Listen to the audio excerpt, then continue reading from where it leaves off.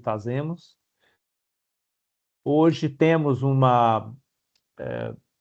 evento bastante interessante, voltado, claro, mais para as escolas, para os colégios que atendemos, mas também eu até falei essa semana com uma outra congregação, como trata de marketing, vai falar de métricas do marketing digital, alguns mistérios, digamos assim, alguns dados do marketing digital, é importante para todo mundo, na verdade, né? Todos é importante saber, né? Algumas informações, para quem nunca assistiu aqui ao Axis às 10, importante deixar o áudio no mudo, né? Se quiserem deixar a câmera desligada, podem fazer isso, porque vai ser gravado o encontro. Se a pessoa não quiser que sua imagem apareça, então é melhor deixar a câmera desligada. Nós temos aqui hoje a presença do Edson Oliveira, duas presenças, na verdade, do Edson, e também que vai fazer parte o Samuel Vitor de Oliveira, que é diretor comercial da Melt. O Edson tem uma formação inicial em música e ciência da computação pelo FMG, algumas pós-graduações no Brasil na área de marketing, neuromarketing, marketing digital e métodos ágeis, algumas pós-graduações também nos Estados Unidos em redes neurais, gestão e neurociência, marketing e vendas e mundo digital. Um mestrado em Berkeley, nos Estados Unidos, em marketing orgânico, um doutorado pela Universidade de Harvard, também nos Estados Unidos, né? Neurociência do comportamento de compra. Ele é escritor, é palestrante e ele é o CEO da Melt Comunicação, que é uma empresa parceira do Axis aí para atendimento a colégios católicos, né? A instituições católicas em geral. E ele é sênior também no Walmart para marketing digital. O Edson é professor de pós-graduação, de mestrado, doutorado em universidades como USP, UNA, UNI e na FIPMOC, lá de Montes Claros.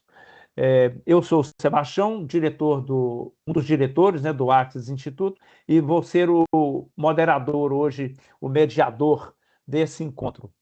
E eu já passo a palavra imediatamente para o Edson. Edson e Samuel, sejam bem-vindos aqui. Muito bem-vindos. Obrigado antecipadamente pela presença de vocês. O Edson fará, junto com o Samuel, farão uma explanação aí de cerca de 40 minutos, e depois nós vamos abrir para perguntas, tá? As perguntas podem ser enviadas aqui pelo chat ou, eventualmente, com o microfone aberto. Obrigado, bom encontro a todos. E Edson, por favor. Bom, agradecer aqui ao Sebastião, ao Instituto Axis. Nós somos aí realmente parceiros de há algum tempo já.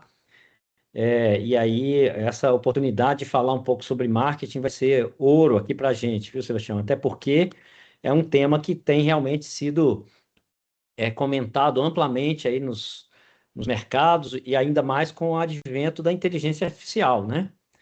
Então, a gente vai falar um pouco sobre isso. Eu queria deixar vocês à vontade aí para poder interferir, obviamente que tem os canais próprios aí, e vou discorrer e vou tentar ser, inclusive, Sebastião, o mais didático possível, já que a gente trabalha com isso já há bastante tempo, né? Então, eu trouxe aqui alguns insights e alguns slides aí, pretendo discorrer sobre isso. Samuel vai contribuir aqui, especialmente na área comercial, e a gente quer falar disso, dessas duas áreas dos colégios, especialmente, que envolvem aí o marketing digital ou marketing em geral, com a área comercial. A primeira coisa é dizer por que o digital virou uma prioridade para os colégios. Aqui eu não estou falando apenas dos colégios católicos confessionais, mas como os colégios estão fazendo isso. E as razões estão aqui, algumas delas. A primeira delas é porque 87% dos pais começam a busca para um colégio hoje com mecanismos de busca antes de qualquer indicação. E isso acontece geralmente muito pregressamente. As pessoas começam já a interagir com as suas marcas e vendo possibilidades. Eventualmente, isso passa por outras questões, por exemplo, o que cabe ou não no bolso. Então, esse é um aspecto, tá? A primeira visita, então, de uma pessoa que é responsável por uma criança não é diretamente a secretaria, é a internet. 3 a 5 colégios são considerados em paralelo durante a fase de pesquisa do responsável, segundo as pesquisas, como vocês podem ver aí da fonte do Estudo de Comportamento de Busca de Educação Básica no Brasil, feito em 2024 e 2025. Então, vejam, as pessoas consideram possibilidades, tá? Mesmo as que têm uma certa fidelidade com alguma escola. Por quê? Porque o mundo está muito idiosincrático, as pessoas mudam de bairro, essa questão de georreferência é muito importante para as famílias, as pessoas mudam também de percepções sobre as marcas das escolas, tem muita gente entrante na educação básica, fundamental, mas também no curso superior, em universidades. Então, as pessoas têm mais hoje opções, né, de encontro com as marcas.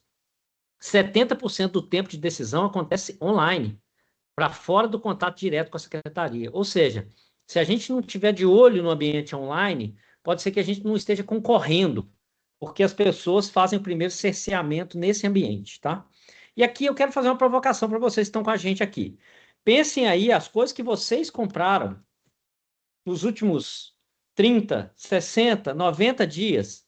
Como é que se deu? Seja lá qual for, pode ser um produto, pode ser um serviço, pode ser até educação. Como é que você fez?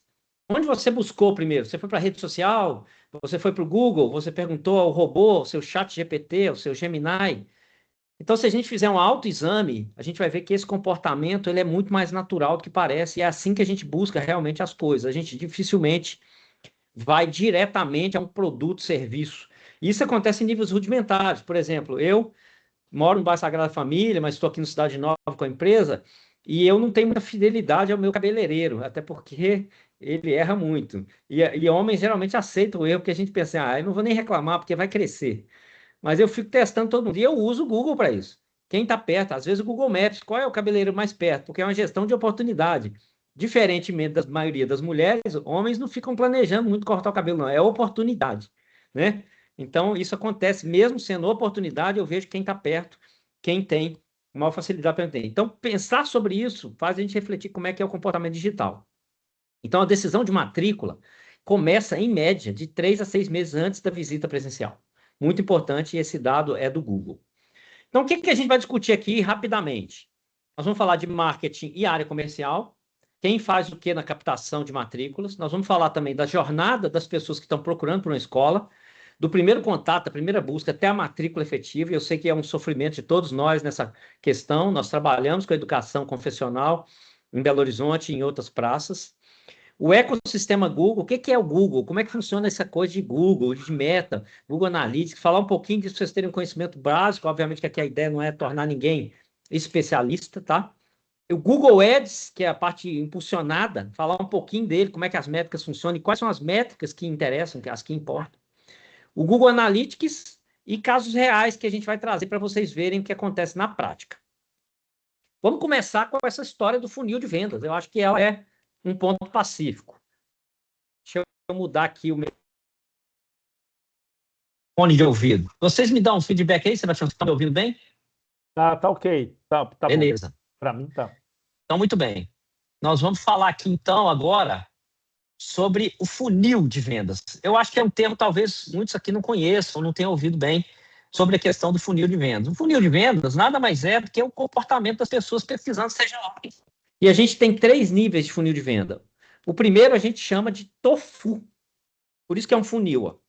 Então, imagine você procurando um serviço ou um produto na internet.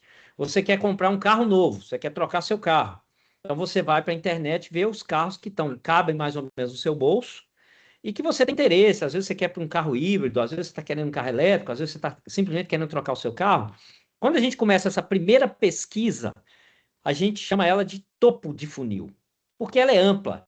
E aí uma analogia interessante que tem sobre isso é você jogar uma grande rede no oceano para pescar peixes, e aí você joga essa rede ampla, isso eu estou no topo de funil, mas meu alvo são peixes específicos, e eu tenho a gradação do tamanho da rede para que os peixes que não me interessem passem ou não passem, e isso é o topo de funil. O topo de funil é falar da nossa marca, do nosso colégio, amplamente nas redes, e isso tem uma grande importância, tem um termo em inglês aí que vocês podem ver nesse texto que chama awareness, que é o tanto que a marca é visível e conhecida. O awareness tem a ver com essa coisa do topo de funil, de conscientização. É mais ou menos colocar a gente na linha de largada para competir com outras escolas, para ser considerado. Então, quando a gente faz alguma coisa para o topo de funil, algumas ações, por exemplo, outdoors, por exemplo, publicidades em geral, por exemplo, posts na internet, como redes sociais, a gente está falando para esse grande público. E aí, aqui, gente, já tem uma coisa muito interessante da gente pensar aí vocês na gestão de cada de cada congregação das escolas aí que vocês estão envolvidos. Quando a gente fala para rede social, e esse é um equívoco muito comum de todo mundo, a gente solta um post na rede social da escola. E aí a gente impulsiona aquele post lá com R$ 300. Quando isso acontece, e é louvável que isso aconteça, mas a gente está falando, quando se trata da rede social, apenas para a nossa bolha. A rede social, diferente do Google, ela fala apenas para quem já nos segue, de uma maneira geral, que tem aderência ao que a gente está fazendo.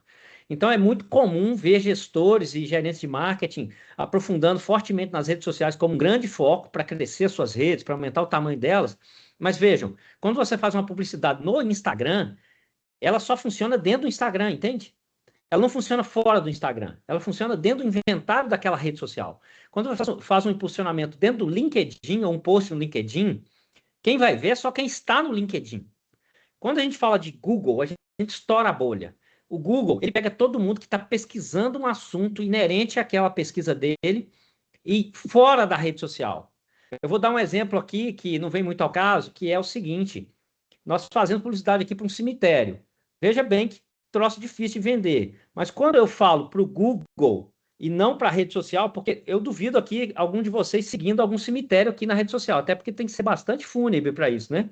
Tem que ter algum. É óbvio, se a gente tem experiência na família disso, pode ser que a gente comece a seguir. Mas não é uma coisa. Então, eu não faço venda de cemitério pela rede social. A rede social serve apenas para awareness, para eu marcar uma posição, que se alguém me procurar lá para ver a experiência, que tipo de post eu faço, mas ninguém procura um cemitério de antemão lá no Instagram, porque o Instagram é sobre viver e não sobre morrer. Então eu preciso do Google para encontrar as pessoas que estão procurando essa solução e que eventualmente tem um parente numa circunstância difícil, ou elas mesmas começam a perceber que precisarão desse serviço no futuro. Então aí a gente está falando de usar o Google para isso, e esse é um erro comum. Segundo lugar, vem o meio de funil. A gente chama de MOFU, ou meio de funil. Aqui, uma vez que eu sou considerado na linha de largada, que eu entro no hall de possibilidades de uma família para ser a escola escolhida, eu começo a impactar essa pessoa para gerar interesse e consideração. Então, eu transformo os visitantes que me viram em pessoas interessadas que deixam um contato comigo e aí eu posso fazer uma ação. E aqui já acontece uma coisa muito legal. No meio de funil, a parte de comercial já entra bastante. E aqui a gente já começa a ter uma divisão entre marketing e comercial. No caso aqui do Samuel, que é o nosso diretor comercial da agência, quando a gente tem uma ação que gera o interesse de alguém conhecer a Melt, quem entra no circuito já é o Samuel com a equipe dele, que vai acionar essa pessoa e ver o que ele precisa, como é que a gente pode resolver aquele problema, como é que a gente pode decupar aquela necessidade que aquele cliente tem. Então, vejam, comercial e marketing andando juntos. Quando eu chego no meio de funil, alimentação, a gente chama isso de nutrição de lead, já acontece com o setor comercial também, porque é ele que vai nutrir essa pessoa de informações importantes. E no tocante à escola confessional católica, isso é muito mais pormenorizado. Por quê, gente? Porque a gente tem muito entrante, a briga de preço é insana, como vocês sabem bem. Então a gente precisa gerar outros valores competitivos que não são necessariamente o valor da mensalidade. Mesmo a gente sendo competitivo com preço. A gente tem outras coisas intangíveis nas nossas escolas confessionais católicas que podem ser valores que os pais consideram importantes, e quem tem que fazer essa nutrição é o comercial, o setor comercial junto com o setor de marketing. E depois a gente vai falar de gaps que a gente percebe no setor das escolas aqui na frente. E por fim, não menos importante, a gente tem a base do funil, ou fundo de funil, que a gente chama aqui de BOFU. E aqui sim, quando a pessoa já virou um lead, ou seja, já virou uma pessoa muito interessada em comprar o que a gente está vendendo, aí o comercial é que faz a ação, já não é mais marketing aqui. No fundo de funil, quando a pessoa deixou o contato, quer visitar a escola, quer conversar com alguém, essa ação é, sem dúvida nenhuma, do comercial. E vejam, a nossa experiência com escolas em geral. Há um gap aí de perceber o comercial como importante. O comercial, gente, nesse caso, é a pessoa que tem que ficar na ponta, acompanhando o WhatsApp, vendo o que está acontecendo, conversando com o marketing semanalmente, quando é época de captação, diariamente, para ver quem entrou, quem eu tenho que ligar. E essa ligação, quanto mais rápida ela for, mais ágil e mais sucesso a gente tem de trazer o pai para pelo menos conhecer a escola, porque quando a gente fala de educação, necessariamente a pessoa vai passar por uma visita. Dificilmente você coloca seu filho em algum lugar que você nem visitou, que você não conhece, que você não conversou com as pessoas, que você não falou com a diretora, que você não tentou negociar, e é uma questão muito brasileira isso, né? Então aqui nesse próximo slide a gente mostra bem aqui, né, Samuel? Quando você quiser me interromper, por favor, o faça. A gente fala aqui o que o marketing faz, o que o comercial faz. Vejam, o marketing atrai e qualifica o interesse. Então, ele faz topo de funil, que é aquilo que a gente falou, gera a demanda e visibilidade da marca. No meio de funil, ele responde dúvidas e mostra diferenciais e agenda visitas. Paralelamente, o comercial entra gerando também fomento para o marketing dizer o que é importante. Trazer os insights de quais são os pontos competitivos que a gente tem na escola. E aí, as métricas principais para o marketing são alcance de pessoas, ou seja, chegar ao maior número possível de pessoas no meu raio de ação da escola, gerar um tráfego qualificado, ou seja, pessoas que realmente têm interesse, e gerar leads, que são essas pessoas que consideram a nossa marca importante para pelo menos marcar uma visita. Então, vejam, para o marketing, o mais importante talvez seja gerar o lead, ou seja, pessoas que estão interessadas. E aí entra o comercial, e se ele fala, esse esforço de marketing que foi feito aqui é perdido. Onde o marketing, onde a área comercial entra trabalhando com marketing?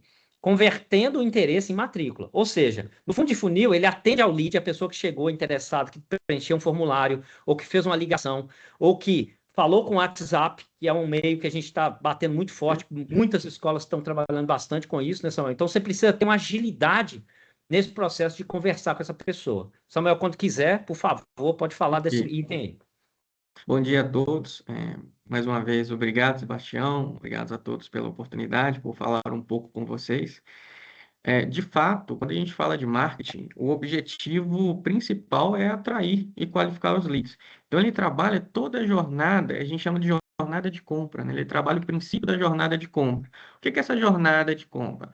É o processo que o interessado, que a família passa para decidir qual escola ela vai, qual instituição vai matricular o filho.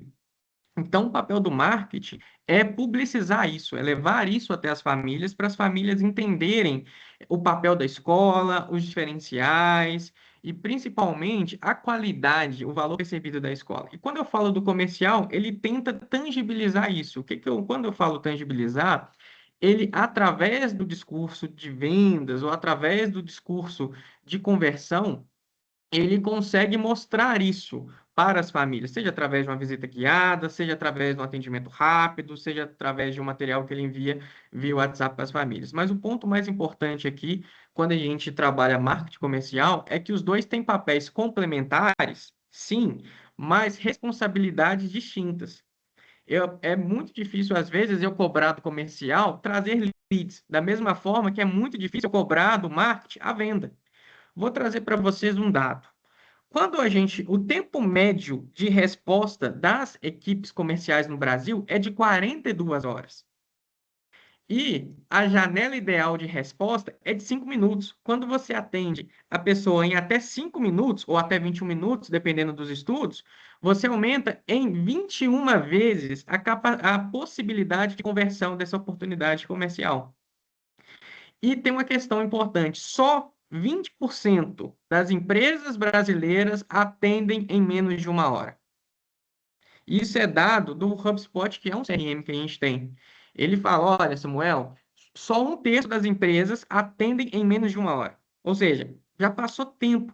E tem uma questão: quando o pai ele busca matricular um filho, ele busca em um raio específico, seja o raio do trabalho para voltar ou o raio da moradia. E ele não manda só para uma escola, para duas, ele manda para 5, 6, 7, 8 e leva aquela que responde mais rápido e melhor. Esse que é o grande ponto. O comercial, ele tem que ser ágil, ele tem que ser eficiente, ele tem que ser eficaz, para que garanta a conversão. Há casos que o marketing pode trazer 1.000 interessados, 2.000 interessados, 3.000 interessados. Se o comercial não responder rápido e não conduzir ao fechamento, a escola pode ter 5, 10, 15 matrículas, que é um ponto que a gente tem que levar muito em consideração, né? Exatamente. Como disse bem o Samuel aí, as pessoas fazem esse disparo para várias frentes. E a gente, por muito tempo, e eu acho que na educação, mas em outras áreas também, gente, que o marketing é, de certa forma, novidade, na área de educação, sem dúvida nenhuma, não na educação superior, mas na educação básica, sem dúvida, o marketing é uma coisa muito nova, porque antigamente, há pouco tempo atrás, a gente vendia a reboque.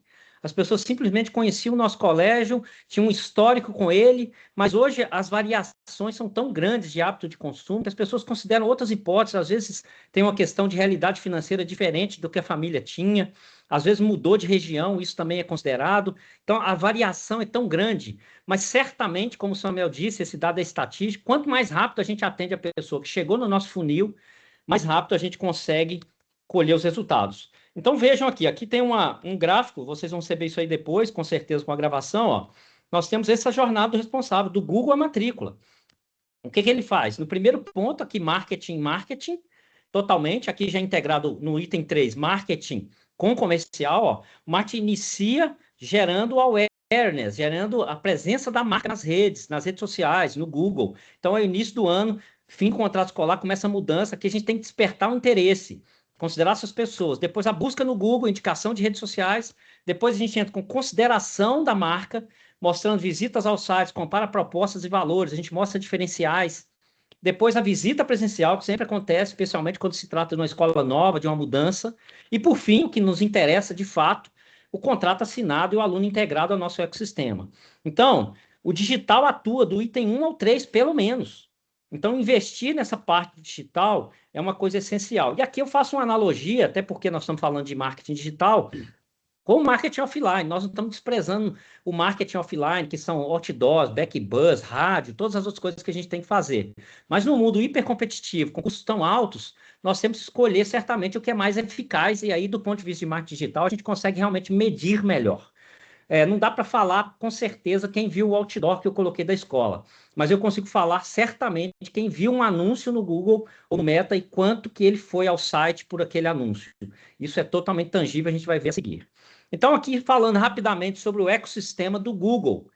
E aí a gente está falando de Google. O que a gente está falando quando a gente fala em Google? Certamente vocês que trabalham em escolas confessionais católicas têm um site.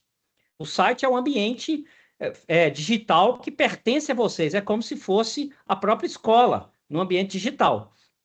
E o ecossistema Google compõe 3 itens básicos assim que fazem parte desse site.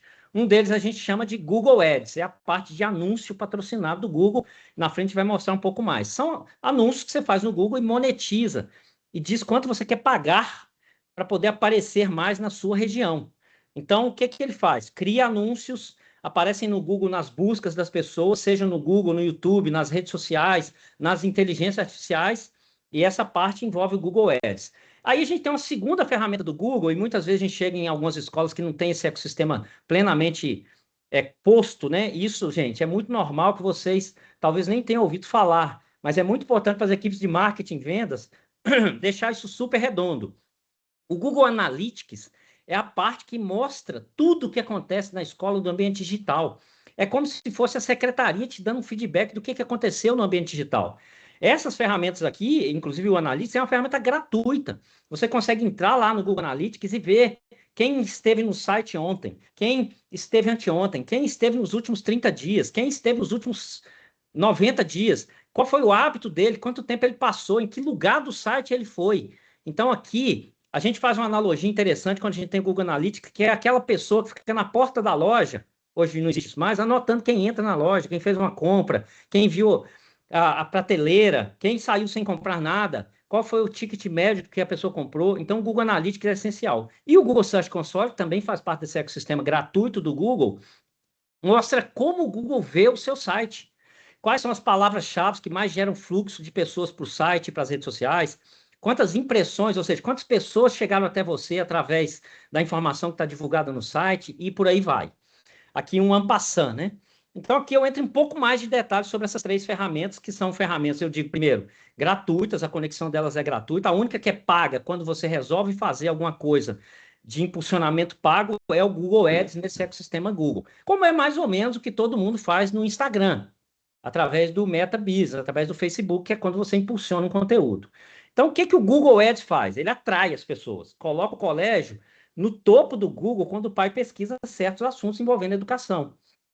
Isso é muito importante. Para vocês terem uma ideia, gente, no Brasil, mais de 90% das pesquisas sobre qualquer assunto acontecem no Google.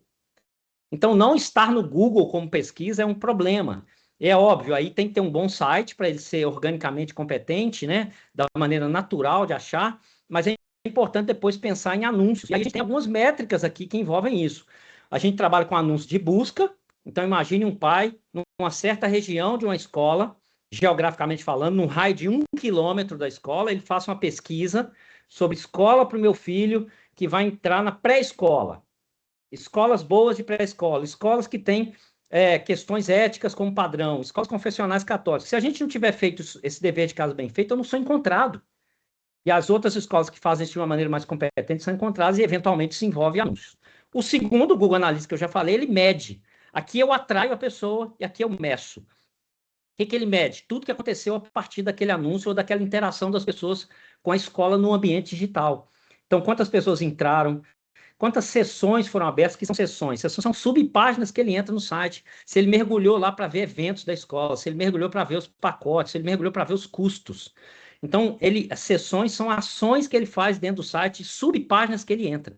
E os eventos? Eventos são coisas que eu metrifico. Digamos que eu coloque lá um formulário para o pai preencher. Se ele fez um preenchimento de formulário, é um evento. Então, eu posso medir quantas pessoas fizeram um evento na minha página. E aí eu consigo medir também quantas pessoas estão entrando realmente interessadas, né? Vejam, nós estamos em abril.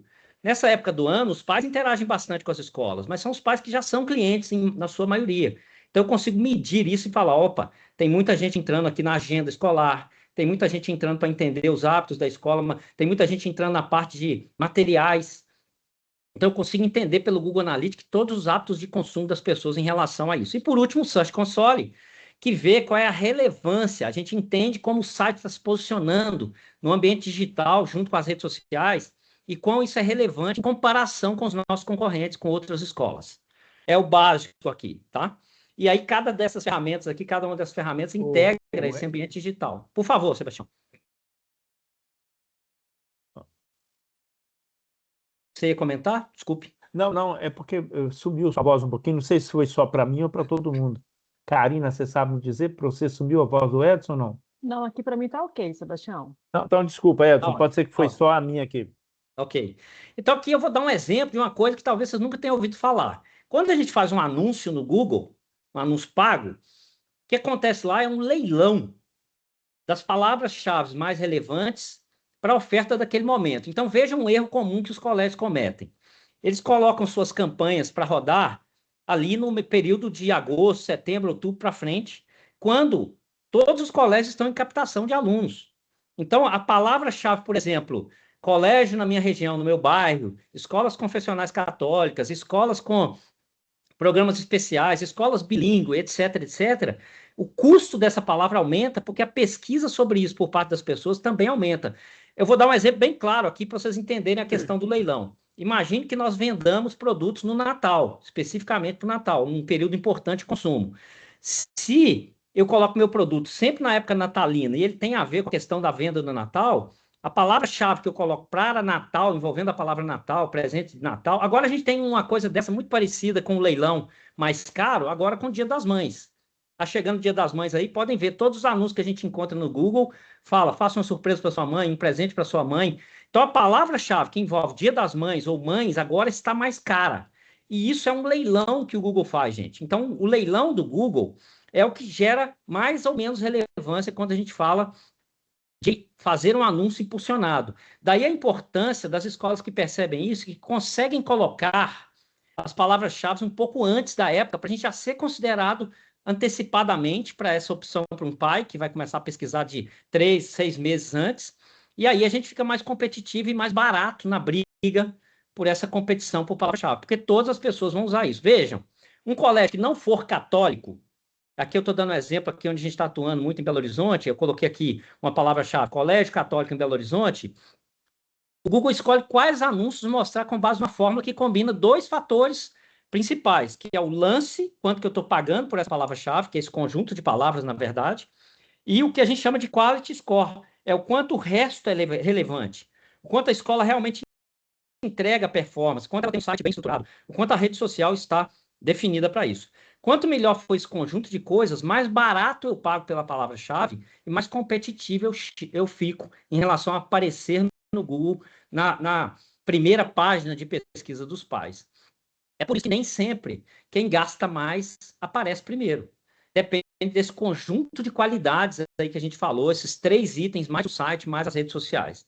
Então, aqui é só um overview, gente, para vocês entenderem como é que funciona. E vejam bem o que a gente descobriu aqui trabalhando em Belo Horizonte com colégios confessionais. Os colégios não confessionais católicos usam esse termo de pesquisa que vocês estão vendo aí, Colégio Católico em Belo Horizonte. Eu não vou citar nomes aqui, mas a gente tem uma escola que é, inclusive, ligado à igreja evangélica, que usam essa palavra-chave nas suas campanhas, Colégio Católico em Belo Horizonte. Quando o sujeito vê aquele colégio lá e ele não é católico, eles tentam convencer o pai de que os valores que eles têm são cristãos também, que nós somos competitivos, etc, etc, etc. Então, vejam, essa competição acontece em todos os níveis, escolher bem as palavras tem a ver, e muitas vezes, colégios que não são confessionais católicos usam isso a favor deles, às vezes eles nem são cristãos sequer. São colégios aí que têm metodologias que não envolvem esse padrão absolutamente que envolve a vida cristã e vendem isso e depois tentam convencer os pais ou pegar esse lead para vender a sua solução como a melhor possível. Então, as métricas, a gente separou aqui 6 métricas e eu vou explicar elas de uma maneira mais simplificada possível para vocês, tá? Para vocês entenderem como funciona um anúncio lá no Google. A primeira métrica importante é as impressões, e a gente vai mostrar isso depois num caso prático. O que são impressões? Quando você faz um anúncio de uma escola, as impressões são quantas vezes aparece o anúncio para o pai ou para o responsável.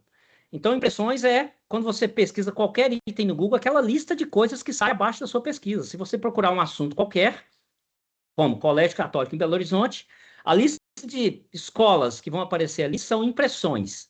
Depois das impressões vem o clique. O que é o clique? Algum pai viu a sua escola lá na lista de impressões e definiu clicar em alguma delas para saber um pouco mais sobre isso.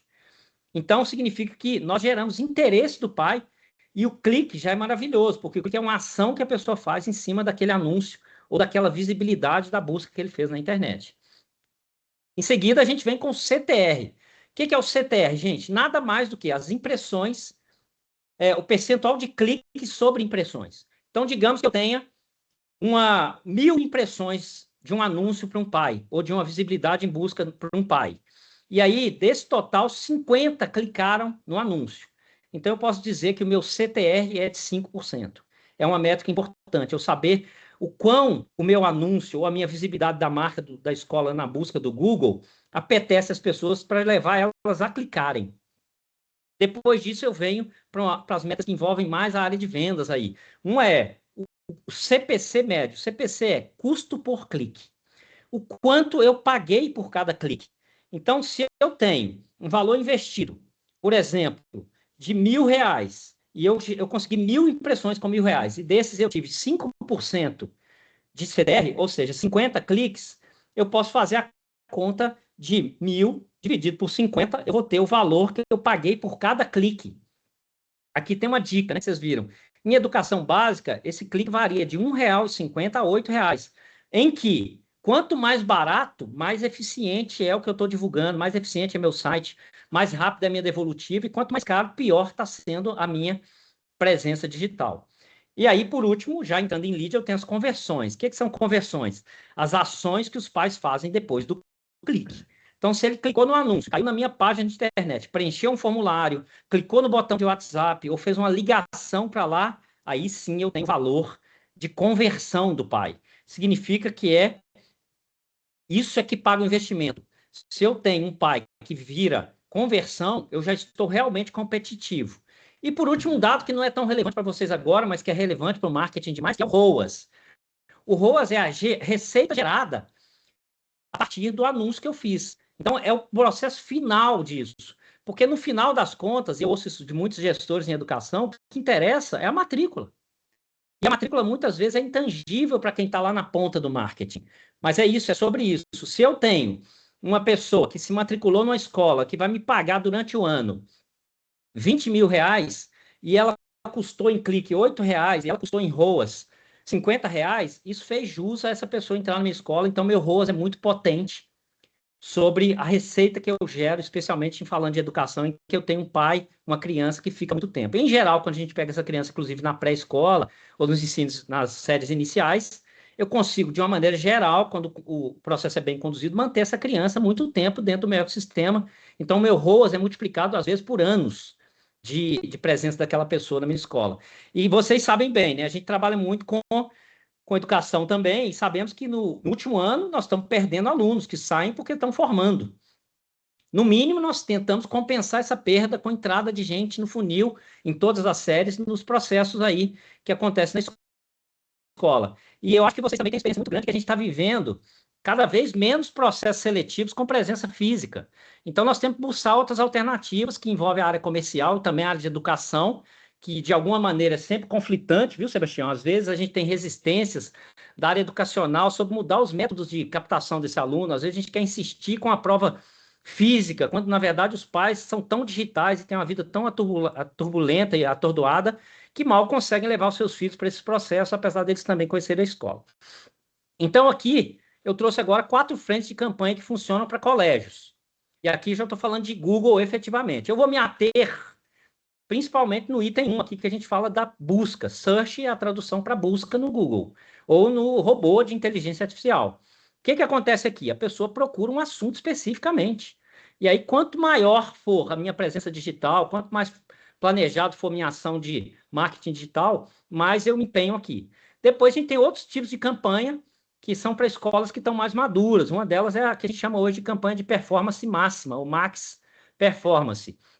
São campanhas que misturam outros ambientes. Eu faço um anúncio que tem vídeo, que tem foto da escola, e aí eu consigo impactar os pais, não só na busca do Google, mas também no YouTube deles, também por Gmail, também no display. Então a escola otimiza a meta e isso melhora. YouTube, tá ligado também a PMX, a campanha de performance máxima, e display remate, não quero me ater a isso, que é uma questão mais técnica, para escolas que já têm esse ecossistema bem resolvido, mas a gente pode depois, inclusive com a Axis, gerar aí um e-book que possa ajudar vocês aí, né, Sebastião? Fazer um e-book aí esse mês, para a gente entregar durante os próximos 15 dias, para vocês terem uma ideia melhor desse ponto. E aqui, dado muito técnico, tá, gente? No Google Analytics, a gente consegue ver os modelos de tudo que é relevante dentro do site. Então, eu vou me ater ao item 2 aqui, que a gente chama de GA4, que é o Google Analytics, que qualquer pessoa de marketing das escolas tem que estar de olho nisso. Quando a gente entra em parceria com alguma escola, com alguma empresa de marketing, a gente fala com os clientes que eles devem fazer um treinamento com a gente sobre o que é o Google Analytics, que é a área que você vê todo o ambiente digital de uma forma auditável. Então, dá para você saber se o seu fornecedor de marketing está fazendo bem feito, se ele está gastando dinheiro onde deve. E aqui a gente tem alguns insights de coisas que são importantes. É ver os eventos, acompanhar as métricas, e na frente eu mostro um pouquinho sobre isso. As 6 métricas que mais importam para um colégio em se tratando de marketing digital. Quem são os usuários ativos no site? Quem são os usuários que interagem com as redes sociais? Quem são os usuários que interagem no Google? Essa é a primeira métrica. A gente chama isso de usuários ativos. Quem são os novos usuários? Veja, o Google consegue separar quem é um usuário que frequenta a escola no site frequentemente, quem está lá sempre, porque é um pai de aluno, mas quem entrou pela primeira vez para conhecer. Então, a gente deve se ater aí a esses novos usuários, que é uma pessoa que entra uma vez. O Google consegue ver, inclusive hoje, gente, se a pessoa entrou pelo site e também pela rede social ou pelo telefone. E depois a gente tem outras métricas que são importantes, mas que eu não quero me ater a elas, Sebastião, para ir para o que interessa e para a tirada de dúvida depois, que são as sessões abertas, o tempo médio que as pessoas passaram dentro do site, os eventos que elas clicaram, que são eventos que a gente promoveu de ação, e a taxa de engajamento, que é quanto tempo a pessoa passou dentro do nosso ambiente digital. Aqui são exemplos práticos, gente, isso que eu estou falando. Aqui é um painel de aquisição de uma escola real, tá? De um colégio católico que nós atendemos aqui em Belo Horizonte. E aqui a gente separou um gráfico, para vocês verem aí o que aconteceu. De 1º de outubro de 25 a 21 de janeiro de 26. Vejam que no Google Analytics eu vejo tudo. Olha só, eu tive 27 mil usuários ativos. Ali, é claro, é uma métrica, deve ser 27.100 e poucos. Desses, a maioria absoluta foram novos usuários. O que significa que a campanha desse colégio funcionou muito bem. Aqui eu tenho uma métrica interessante, ó. Quem veio através de campanha. Do total de usuários que entraram nesse colégio, eu tive 15 mil que vieram por campanha e 3 mil que vieram buscando a própria escola.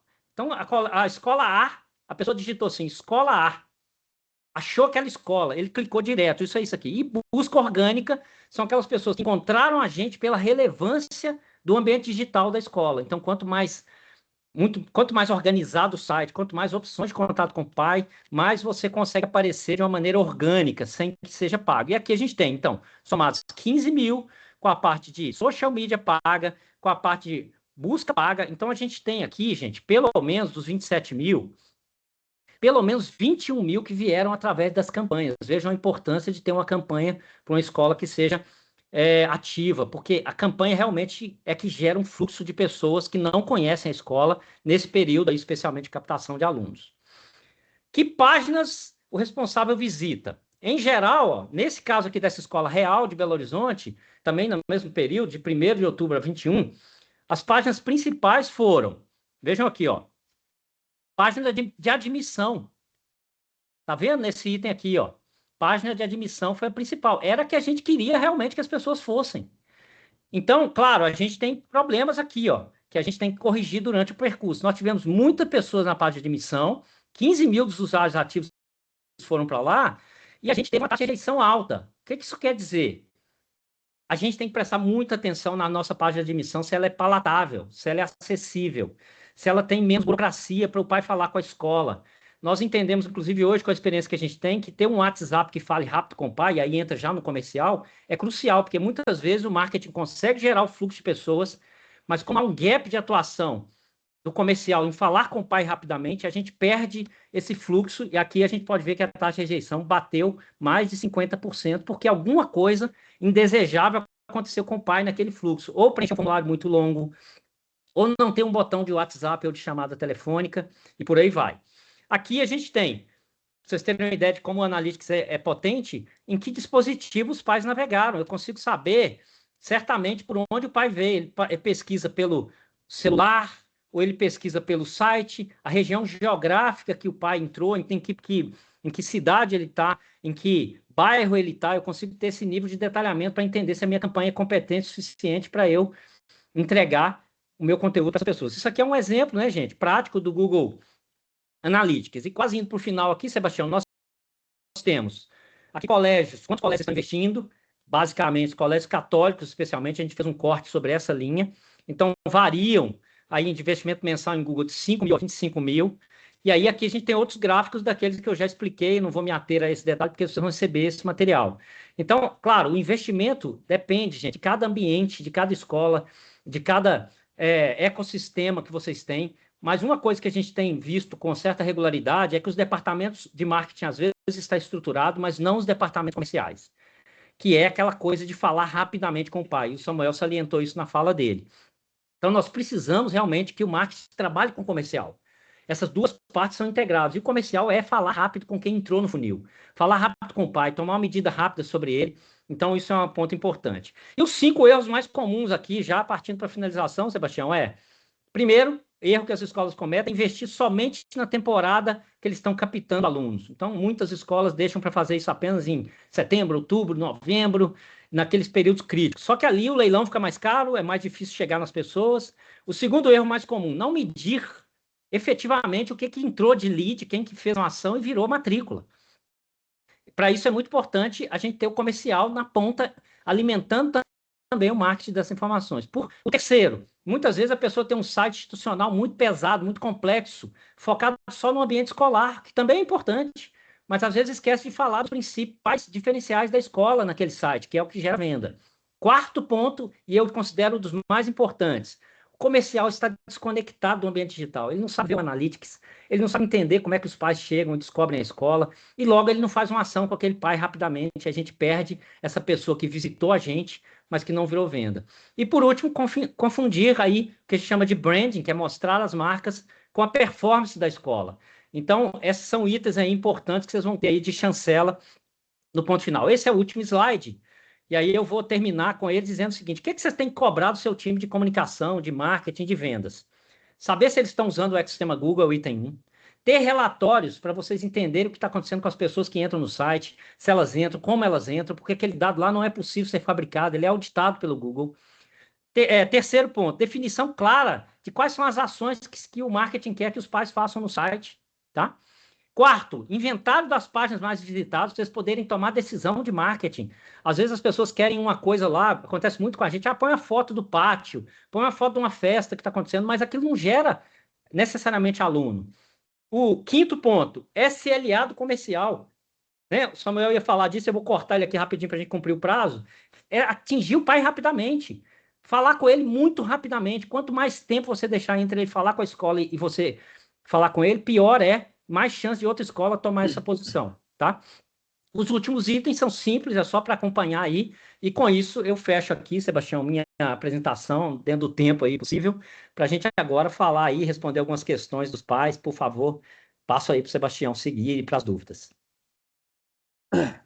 O Edson, muito obrigado, né? A gente teve a ideia, né, de convidar o Edson para fazer esse Axis da 10, porque a gente vê a dificuldade de as escolas entenderem essa diferença entre o que é marketing e o que é área comercial, né? Nós temos um momento agora de perguntas, podem preparar aí, colocar, por favor, no chat as perguntas. É, Antes disso, só vou passar a fala aqui para a Maria Lúcia, um minuto, não sei se ela já está a postos aí, só para Já ela estou, falar Sebastião. sobre dois eventos que nós vamos ter aí brevemente, Maria Lúcia. Um minuto para você, Maria Lúcia. Ok. Bom dia, gente. Obrigado. Meu nome é Maria Lúcia, eu faço parte aqui da equipe do Axis, né? E eu gostaria de convidá-los para 2 cursos que faremos agora nos meses de maio e junho.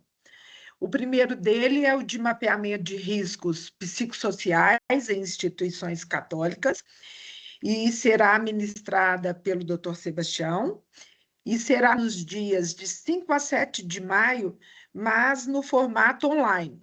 Serão 3 horas diárias, totalizando aí 9 horas. E nessa oportunidade, né, o objetivo é que os participantes tenham, ao final do curso, e possam identificar e avaliar esses riscos com foco aí na NR1. O segundo curso será no formato presencial, vai ser no espaço lá das Irmãs Vicentinas, em Recife, e o tema é governança e gestão, com ênfase na gestão de pessoas.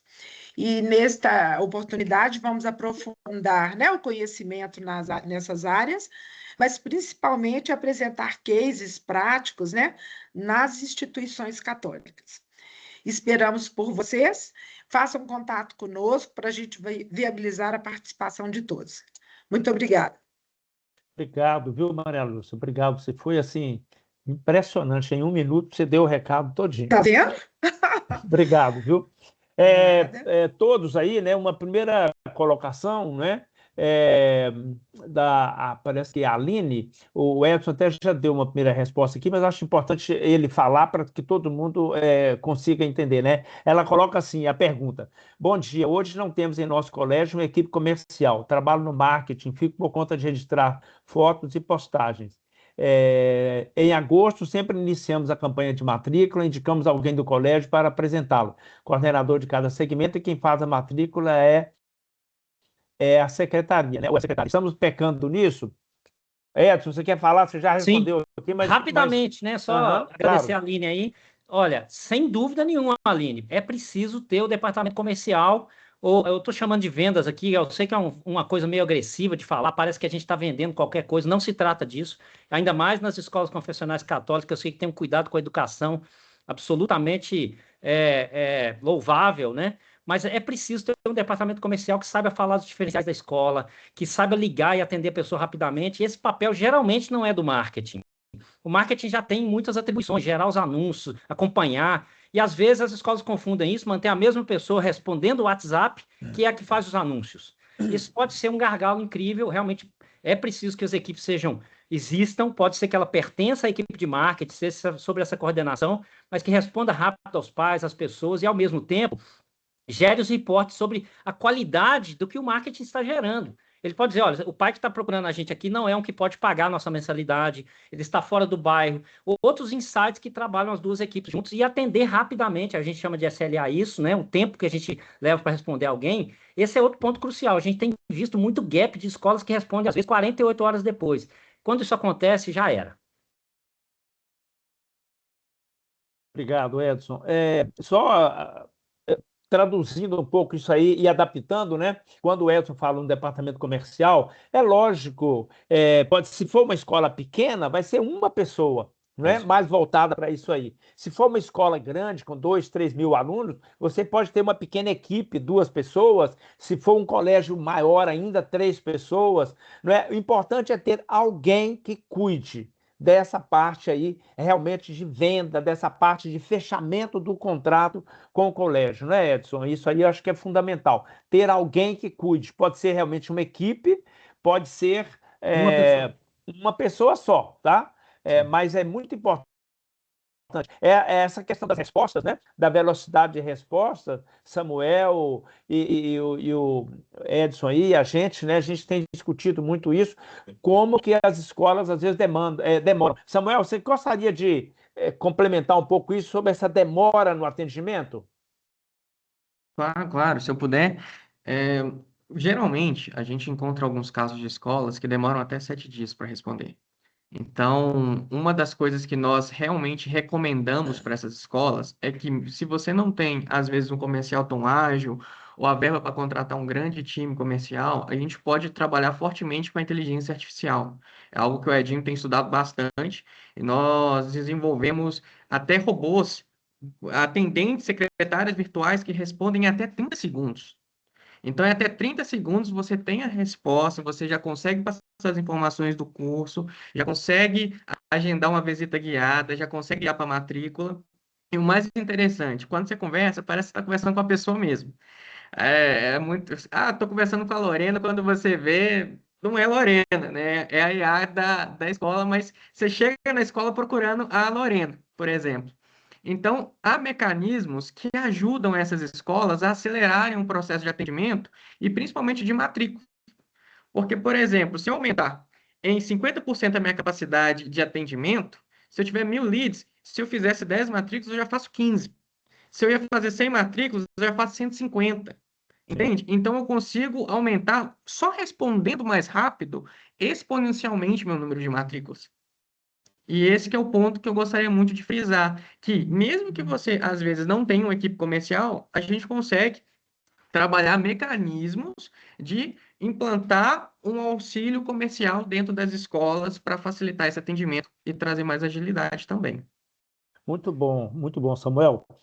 Todos, né, e todas aí, uma coisa que realmente dentro da fala do Samuel, eu estou pegando aí para destacar, é que a gente tem que trazer agora, que nos atualizarmos, né, é a questão da inteligência artificial, né, como ele falou aí, são robôs relativamente simples, né, simples entre aspas, né, gente, mas que fazem uma parte do serviço, que podem fazer uma parte do serviço.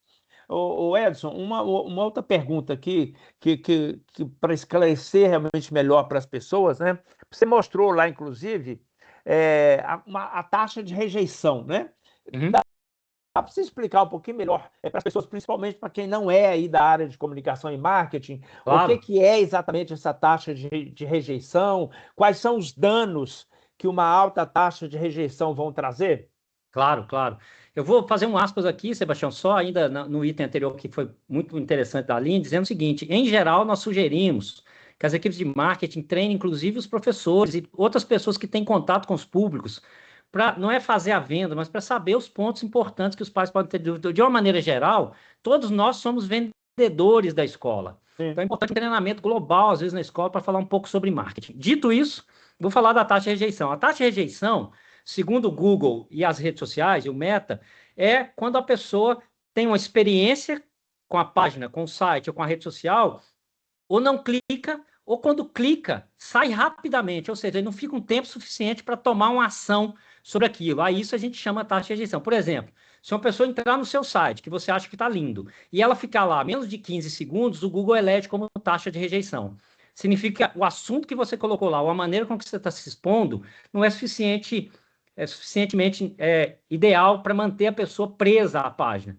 E a isso a gente dá o nome de taxa de rejeição. E quanto maior a taxa de rejeição, mais caro é o seu anúncio, mais ineficaz é a sua campanha.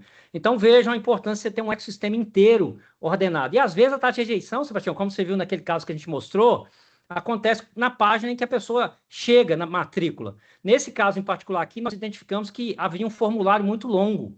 para a pessoa preencher. E com um formulário longo e complexo, as pessoas não estão dispostas, no primeiro contato, a preencher um grande formulário. Elas não vão preencher seu CPF, RG, quantos filhos têm, sem saber o mínimo da escola. Então, se a gente obriga as pessoas a certas coisas antes, pode ser uma barreira enorme para ela fazer a continuidade do processo. Então, ela rejeita, saindo antecipadamente ou não preenchendo aquilo, isso incorpora aquela taxa de rejeição que a gente mencionou ali. Esse exemplo especificamente eu acho fundamental. Então, todo mundo que está aí, né, que for de escolas principalmente, atenção a isso, né?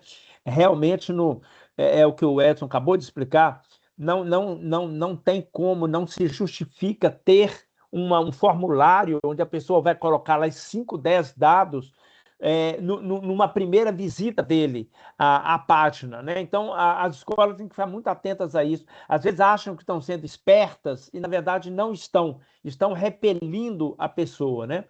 Edson, uma outra pergunta aqui também, eu acho que para até ajudar aí a reduzir as dúvidas das pessoas, você fala muito em impulsionamento, né, no impulsionar. Como é que funciona isso na prática? Por exemplo, a escola fala assim, eu vou investir 10 mil por mês aqui, numa campanha de matrícula para 2027.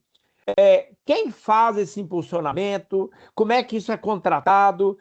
Quais são os passos exatamente de como isso acontece, como isso pode acontecer?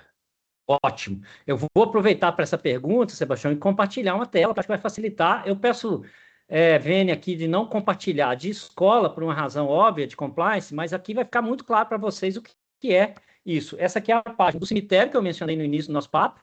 E aqui, ó, vai ter um exemplo de anúncio, como vocês podem ver nesse espaço aqui, olha, de um anúncio que eu fiz para essa empresa. Então, o impulsionamento significa criar uma série de anúncios que toque o coração das pessoas quando elas fazem pesquisa. Esse aqui é um exemplo de como o anúncio aparece dentro do mobile, dentro do celular da pessoa, e aqui eu tenho os indicadores já de quão eficaz é esse anúncio. Então, isso aqui é um exemplo de anúncio, aqui eu tenho 10 exemplos de anúncio, né, como vocês podem ver. Olha só, serviços funerários. Então, eu tenho aqui quantas impressões eu tive e quantos cliques eu tive. Vejam que aqui eu tenho um CTR, que eu expliquei lá, de 10%. É um CTR bem importante, muito bom. Quer dizer, 10% das pessoas que passaram por esse anúncio tiveram interesse e clicaram aqui no anúncio.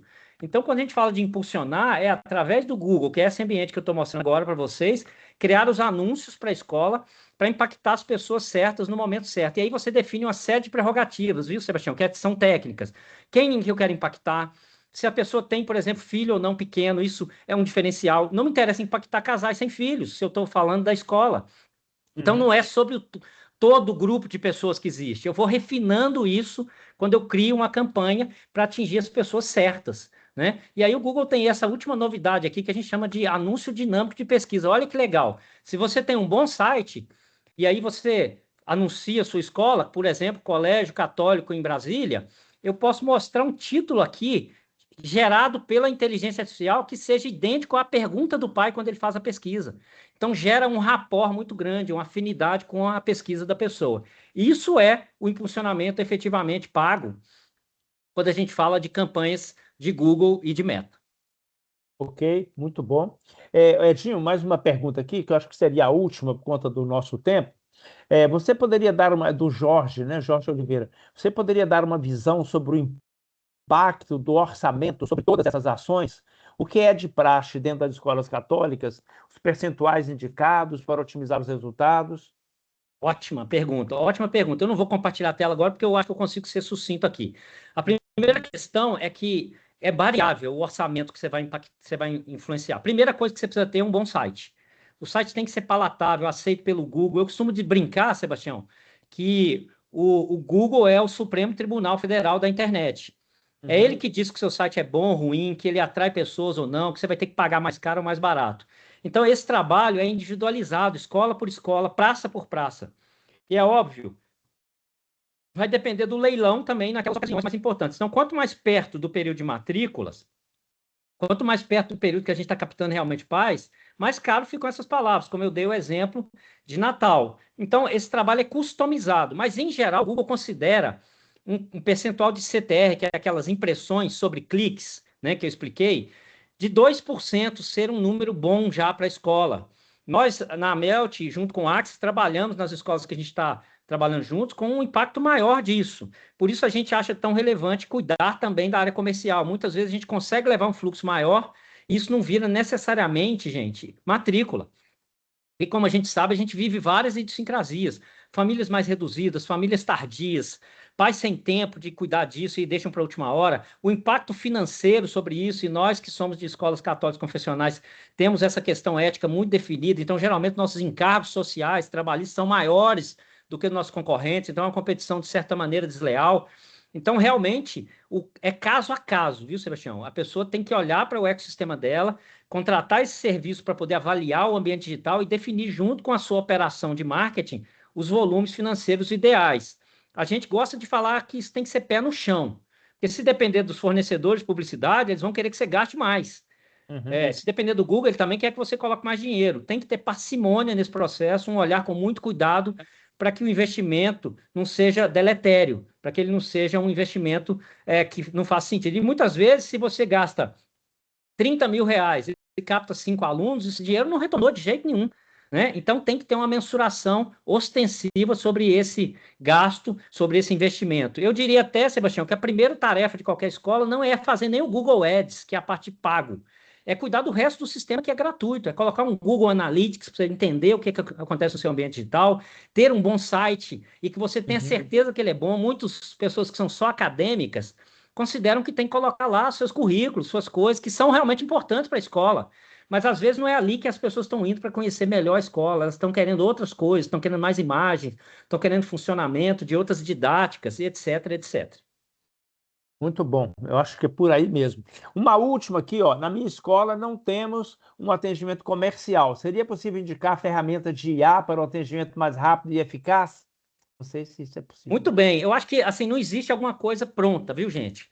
As soluções são customizáveis. Depois falem com o Axis, porque junto com a Melt, nós estamos desenvolvendo algumas soluções que envolvem IA, para que vocês possam usar no departamento comercial aliado ao marketing, como o Samuel disse bem. Então, é um trabalho que a gente tem já em parceria com a Axis. Minha indicação, se vocês querem aprofundar nisso, é exatamente consultar o próprio Axis, que depois a gente pode elaborar uns grupos de trabalho para mostrar soluções que podem ser desenvolvidas conjuntamente para essa finalidade. Até porque cada escola é um caso. A gente fala de certas prerrogativas que aquela escola tem, de certas questões que envolvem aquela congregação, por exemplo, particularmente. Então, a gente tem algumas afinidades que o robô tem que manter-se nelas. Ele não pode falar termos chulos com o pai, ele não pode reagir a agressões que pode acontecer de um pai reclamando de uma maneira ostensiva ou agressiva. Então, essa é sempre customizável. Não existe uma coisa generalizada ou generalista para esse caso, infelizmente, né? Se nós não fôssemos católicos confessionais, talvez haveria alguma coisa, porque a IA genérica poderia ter. Mas a gente tem feito, junto com o Axis, soluções customizadas, não só para escolas, mas para congregações e para dioceses que possam conversar com as pessoas de uma maneira mais eficaz e totalmente customizadas. É isso mesmo. É customizado, né, Edson? Eu acho que isso é o mais importante aí, por conta desses cuidados todos que se tem que ter. Olha, nós estamos chegando ao fim aqui. Antes só de agradecer, só avisar que no próximo Axis Ates, em 28 de maio, o tema será o ECA Digital, Estatuto da Criança e do Adolescente Digital, que é um outro assunto aí muito importante para todo mundo ligado aí em educação. Vai ser com o Fábio Feitosa, que é um especialista profundo nessa área, e com o Adilson, nosso superintendente, que vai estar fazendo a mediação.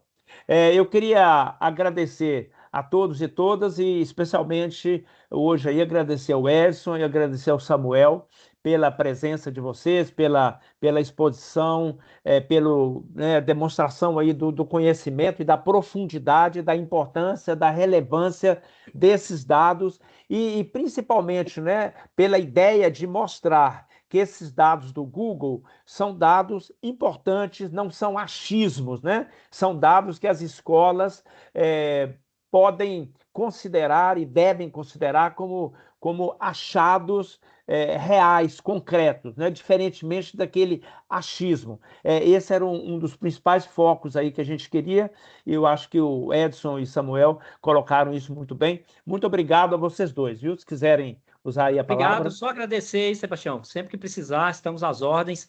E como eu disse para o grupo, procurem o Axis para essas soluções customizadas, já tem soluções sendo desenvolvidas aqui conjuntamente. Obrigado, Samuel. Só agradeço, tá, Sebastião? Agradeço o senhor, agradeço os presentes por nos ouvirem. Pode contar conosco, pode contar com a Axis aí para desenvolvermos juntos grandes projetos. Muito obrigado, gente. Karina, Maria Lúcia, todos aí da equipe do Axis também, muito obrigado. Obrigado a todos vocês, né, o público que esteve aqui presente.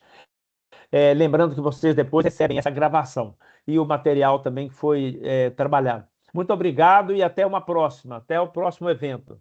Até logo.